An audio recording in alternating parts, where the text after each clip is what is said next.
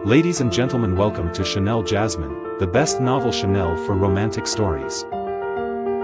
Hai guys, selamat datang di channel Jasmine, channel terbaik untuk menyimak novel-novel romantis. Mohon dukung channel ini dengan subscribe, like dan share video-video yang ada di channel ini. Terima kasih.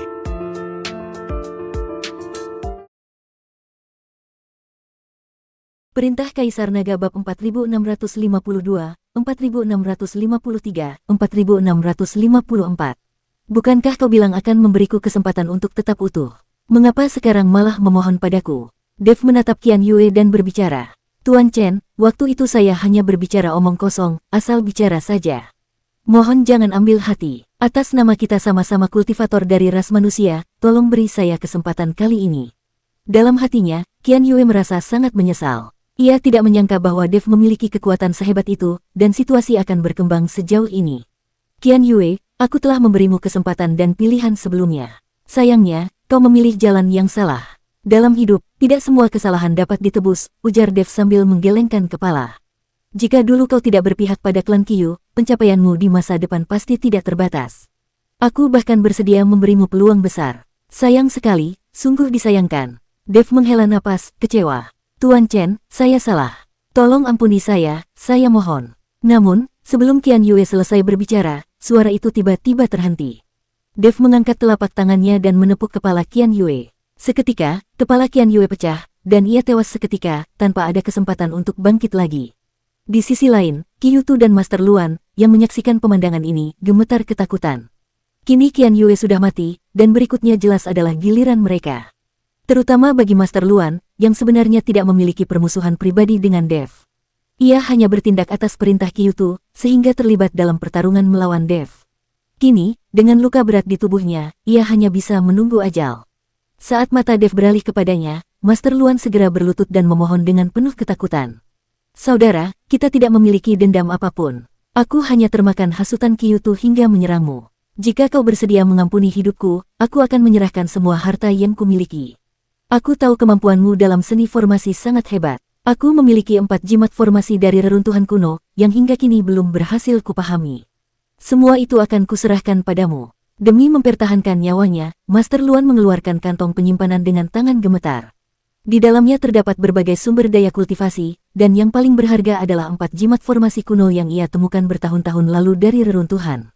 Seni formasi di dunia surga dan manusia sangat jarang dikuasai. Bahkan jika seseorang memiliki jimat formasi ini, kebanyakan tidak tahu cara menggunakannya, apalagi memahaminya. Meskipun Master Luan cukup berbakat dalam seni formasi, ia tetap tidak mampu memahami isi jimat-jimat tersebut. Karena itu, ia selalu menyimpannya dengan harapan suatu hari dapat memahaminya. Namun, dalam situasi genting ini, ketika nyawanya terancam, jimat-jimat itu menjadi tidak berguna. Demi hidupnya, Master Luan rela menyerahkan segalanya, berharap Dev puas dan bersedia mengampuninya. Dev, yang juga seorang ahli seni formasi, tentu saja tertarik pada jimat-jimat formasi kuno ini. Jimat formasi ini konon mencatat formasi-formasi besar dari zaman kuno. Sayangnya, aku terlalu dangkal dalam seni formasi sehingga tidak mampu memahaminya. Tapi aku yakin kau pasti bisa. Jika kau mendapatkan jimat-jimat ini, seni formasimu pasti akan berkembang lebih jauh. Master Luan menyerahkan kantong penyimpanan itu dengan penuh hormat, sikapnya benar-benar berbeda dari sebelumnya. Dev sebenarnya tidak terlalu tertarik dengan sumber daya lain di kantong penyimpanan itu. Namun, setelah mendengar tentang jimat formasi kuno, ia menjadi sangat tertarik dan langsung menerimanya. Melihat Dev menerima kantong penyimpanan, Master Luan merasa lega dalam hati. Karena Dev telah mengambilnya, ia berpikir bahwa nyawanya mungkin akan selamat. Bagaimanapun juga, tangan yang menerima tidak akan memukul, bukan? Pikir Master Luan, jika Dev sudah menerima barangnya, seharusnya dia tidak akan membunuhnya. Master Luan mengusap keringat dingin di dahinya dan menghela napas panjang dengan lega. Dev, setelah mengambil kantong penyimpanan itu, segera mengeluarkan salah satu jimat formasi di dalamnya. Dengan cepat, ia mengarahkan kesadaran ilahinya ke dalam jimat tersebut. Namun, tampaknya jimat formasi itu memiliki semacam penghalang atau larangan. Kesadaran ilahi Dev tidak dapat menembusnya, sehingga ia tidak dapat mengetahui apa isi formasi di dalamnya. Menarik sekali. Bahkan kesadaran ilahiku pun ditahan di luar, gumam Dev sambil mengernyitkan alis. Ia meningkatkan intensitas kesadaran ilahinya, mencoba memecahkan misteri jimat tersebut. Dalam lautan pikirannya, tiba-tiba muncul pemandangan penuh dengan titik-titik cahaya seperti bintang-bintang yang tersebar tidak beraturan. Beberapa bintang bersinar terang, sementara yang lainnya redup. Bintang-bintang ini memenuhi seluruh lautan pikirannya. Apa-apaan ini? Suara terkejut Raja Iblis Awan Merah terdengar di benaknya. Dev melirik sekilas pemandangan itu dan langsung menyadari sesuatu. Ini adalah pola formasi yang tercatat dalam jimat. Hanya dengan memecahkan pola ini, kesadaran ilahi dapat masuk ke dalam jimat. Dengan pemahamannya yang mendalam tentang seni formasi, Dev dengan cepat memecahkan pola formasi tersebut. Master Luan, yang telah menyimpan jimat ini selama bertahun-tahun tanpa mampu memahami isinya, tidak menyangka bahwa Dev dapat melihat polanya hanya dengan sekilas pandang. Setelah pola tersebut berhasil dipecahkan, kesadaran ilahi Dev langsung masuk ke dalam jimat itu. Namun, saat kesadaran ilahinya masuk, ia merasakan dunia di sekelilingnya berputar. Ketika ia membuka mata batinnya, ia melihat pemandangan yang benar-benar putih, seperti kabut tak berujung.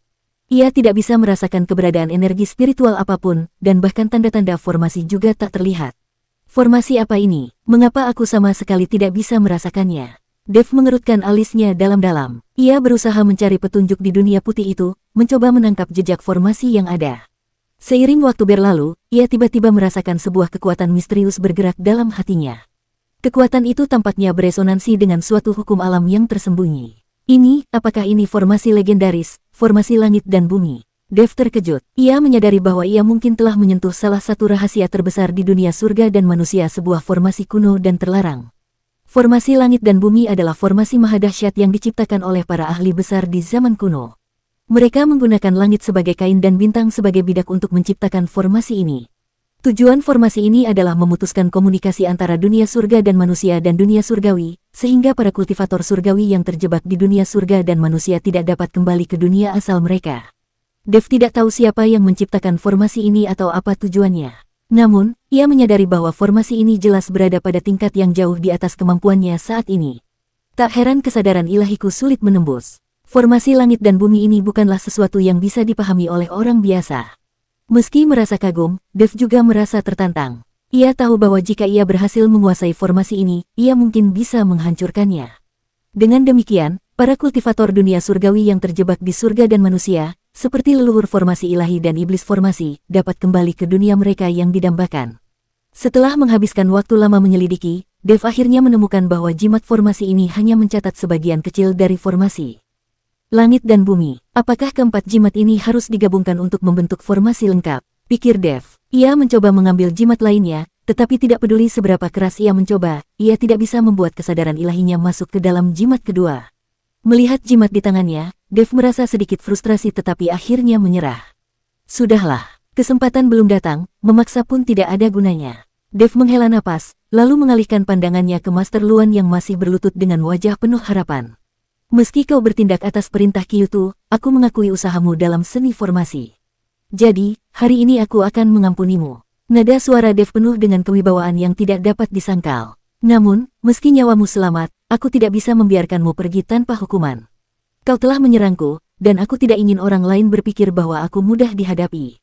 Jadi, sebagai hukuman, aku akan menghancurkan kedua tanganmu. Begitu selesai berbicara, Dev mengarahkan jarinya, dan seberkas cahaya spiritual melintas.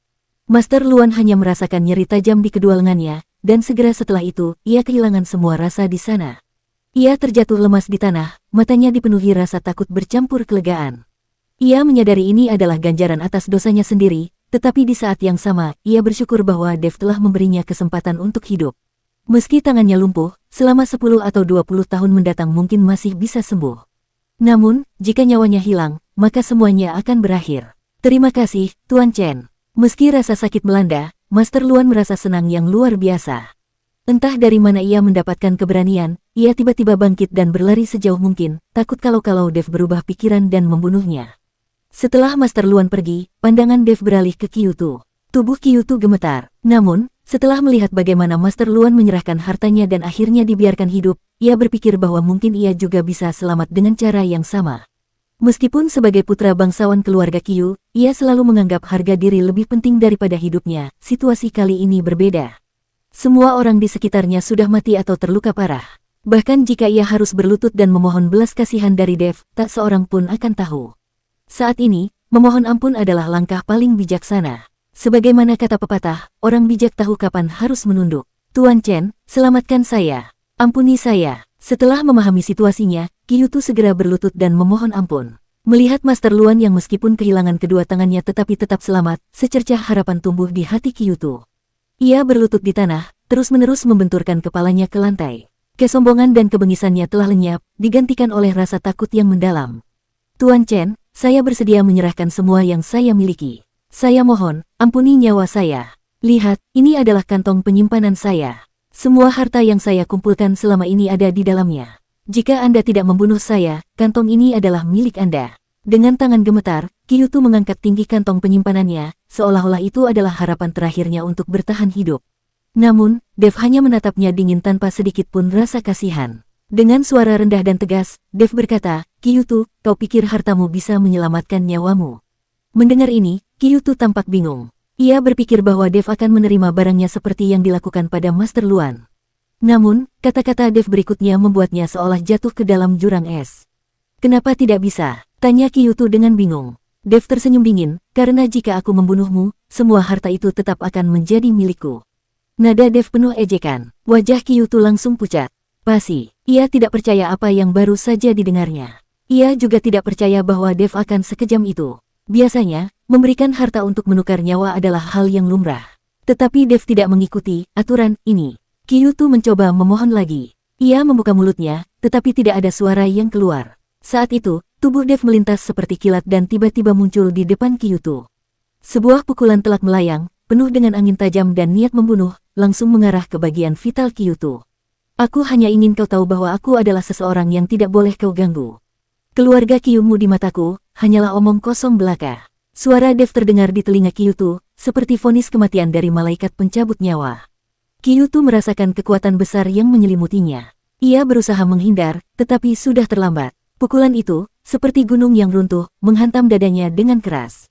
Boom! Suara gemuruh keras terdengar. Tubuh Kyuto terpental seperti layang-layang yang putus tali, terlempar jauh dan menghantam tanah dengan keras. Dada Kyuto hancur, darah segar menyembur keluar, membasahi tanah di sekitarnya. Ia membuka matanya lebar-lebar, penuh dengan rasa tidak percaya dan ketidakpuasan. Seolah-olah ia masih bertanya-tanya, mengapa Dev begitu kejam dan tidak memberinya kesempatan untuk hidup. Kau, Kyuto mencoba berbicara, tetapi hanya dua kata yang keluar sebelum akhirnya ia terkulai, kehilangan nyawanya sepenuhnya. Dev berdiri di tempat, menatap tubuh Kyuto yang tak bernyawa dengan ekspresi datar, tanpa sedikit pun emosi. Bersambung.